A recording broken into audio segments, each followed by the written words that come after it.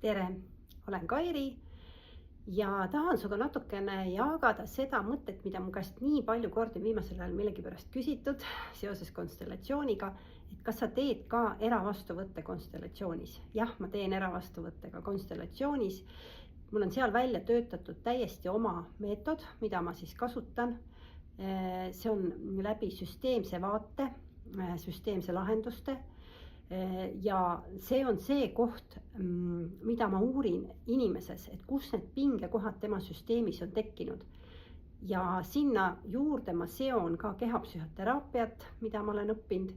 Et see paneb kokku kaks väga huvitavat sellist teraapiavõtet ja need toetavad üksteist väga palju.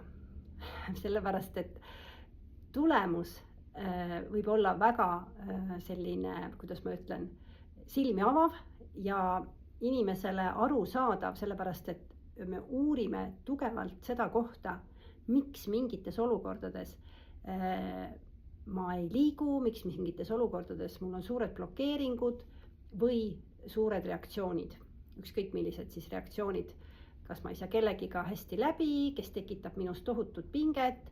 Ja me vaatame seda läbi selle inimese enda süsteemi ja tihtipeale me ei usugi, et need võivad tulla mingitest väga huvitavatest kombinatsioonidest, mida ma olen oma elu jooksul kogenud. Ja see reaktsioon on nii automaatne meie sees, mis toimib siiamaani alateadlikult, see käivitus. Ja kui me selle sinna kohta vaatame, endale selgeks teeme, et see ei olegi võib-olla antud inimesega üldse seotud, see tuleb võib-olla hoopis teisest kohast minu elust, aga reaktsioon on ikka sama, see tunne on ikka sama.